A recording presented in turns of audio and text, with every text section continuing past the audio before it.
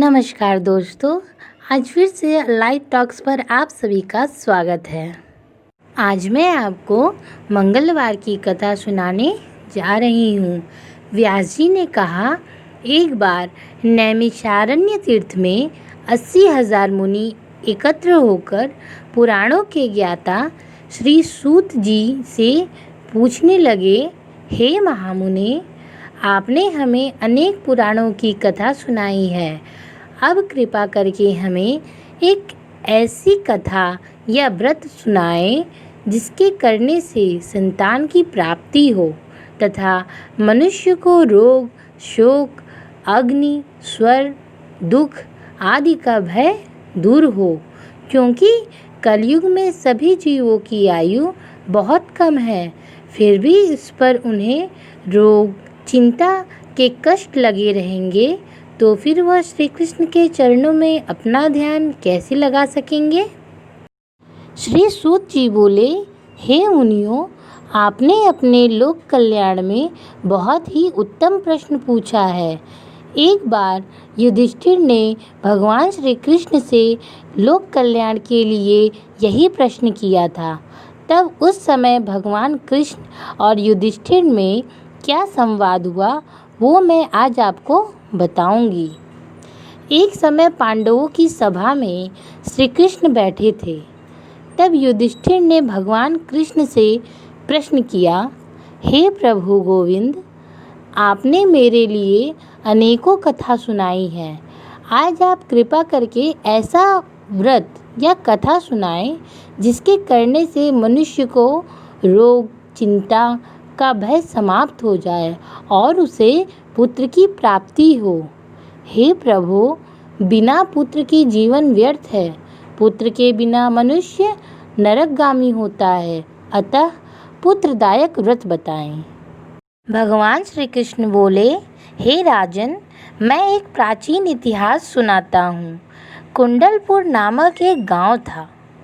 उसमें नंदा नामक एक ब्राह्मण रहता था। भगवान की कृपा से उसके पास सब कुछ था, फिर भी वह दुखी था।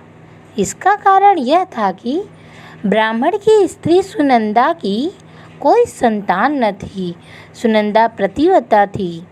वह भक्तिपूर्ण श्री हनुमान जी की पूजा करती थी। मंगलवार के दिन व्रत करके अंत में भोजन बनाकर हनुमान जी का भोग लगाने के बाद ही वह भोजन करती थी।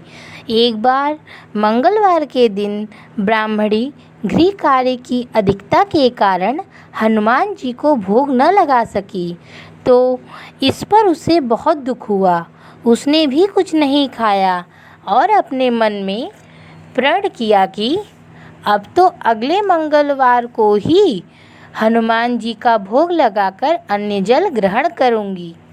ब्रह्माणी सुनंदा प्रतिदिन भोजन बनाती और श्रद्धापूर्वक पति को खिलाती, परंतु स्वयं नहीं खाती। इसी प्रकार 6 दिन बीत गए और ब्रह्माणी सुनंदा अपने निश्चय के अनुसार भूखी प्यासी निराहार रही।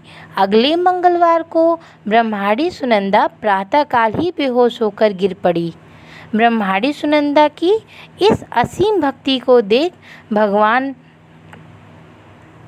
के प्रभाव से श्री हनुमान जी बहुत प्रसन्न हुए और प्रकट होकर बोले, सुनंदा, मैं तेरी भक्ति से अत्यंत प्रसन्न हुआ। तू उठ और वरदान मांग।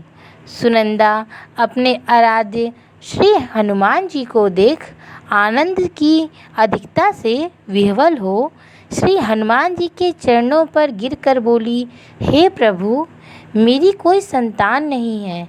कृपा करके मुझे संतान प्राप्ति का आशीर्वाद दें। श्री महावीर हनुमान बोले, तेरी इच्छा अवश्य पूर्ण होगी। तेरे घर में एक कन्या पैदा होगी। उसके अष्टांग प्रतिदिन उसे सोना दिया करेंगे। इस प्रकार कहकर भगवान हनुमान अंतर्ध्यान हो गए। ब्राह्मणी सुनंदा अत्यंत हर्षित होकर अपने पति को यह बात सुनाई। ब्राह्मण देव कन्या का वरदान सुनकर कुछ दुखी हुए, परंतु सोना मिलने की बात सुनकर वह बहुत हर्षित हुए। विचार किया कि ऐसी कन्या के साथ मेरी निर्धनता भी समाप्त हो जाएगी। श्री हनुमान की कृपा से वह ब्राह्मणी गर्भवती हुई और 10वें महीने में उसे बहुत ही सुंदर पुत्र की प्राप्ति हुई। वह बच्ची अपने पिता के घर में ठीक उसी तरह बढ़ेगी जैसे शुक्ल पक्ष का चांद बढ़ता है। 10वें दिन ब्राह्मण ने उस बालिका का नामकरण संस्कार कराया। उसने कुल के पुरोहित से उसका नाम रत्नावली रखा, क्योंकि यह कन्या सोना प्रदान किया करती थी। इस कन्या ने पूर्व जन्म बड़े ही विधान से मंगल देव का व्रत किया था। रत्नावली का अष्टांग बहुत सोना देता था। उस सोने से नंदा ब्राह्मण बहुत ही धनवान बन गया। अब ब्राह्मणी भी बहुत अभिमान करने लगी थी। समय बीतता गया और रत्नावली 10 वर्ष की हो गई। एक दिन जब नंदा ब्राह्मण प्रसन्नचित्त था, तब सुनंदा ने अपने पति से कहा, मेरी पुत्री रत्नावली विवाह योग्य हो गई है, अतः आप कोई सुंदर और योग्य वर देखकर विवाह कर दे। ब्राह्मण बोला, अच्छी बात है, कल मैं अवश्य ही योग्य वर की तलाश में अपना दूत भेजूंगा। दूसरे दिन ब्राह्मण ने अपने दूत को बुलाया और आज्ञा दी कि जैसी सुंदर मेरी कन्या है, वैसा ही सुंदर वर उसके लिए तलाश करो। दूत अपने स्वामी की बात मानकर निकल पड़ा। पंपई नगर में उसने एक सुंदर लड़के को देखा। यह बालक एक ब्राह्मण परिवार का बहुत गुणवान पुत्र था। उसका नाम सोमेश्वर था। दूत ने इस सुंदर और गुणवान पुत्र के बारे में अपने स्वामी को बताया। ब्राह्मण नंदा को भी सोमेश्वर अच्छा लगा और फिर शुभ मुहूर्त में विधि पूर्वक कन्यादान करके ब्राह्मण और ब्राह्मणी संतुष्ट हुए। परंतु ब्राह्मण के मन में तो लोभ समाया था। उसने कन्यादान तो कर दिया, पर वह बहुत खिन्न था। उसने विचार किया कि रत्नावली तो अब चली जाएगी और मुझे इससे जो सोना मिलता था वो अब नहीं मिलेगा। मेरे पास जो धन था कुछ तो शादी में खर्च हो गया और जो शेष बचा है वह कुछ दिनों में समाप्त हो जाएगा। मैंने तो विवाह करके बहुत बड़ी भूल कर दी। अब तो ऐसा उपाय हो कि रत्नावली मेरे घर में ही बनी रहे, अपने ससुराल ना जावे। लोभ रूपी राक्षस ब्राह्मण के मस्तिष्क पर छाता जा रहा था।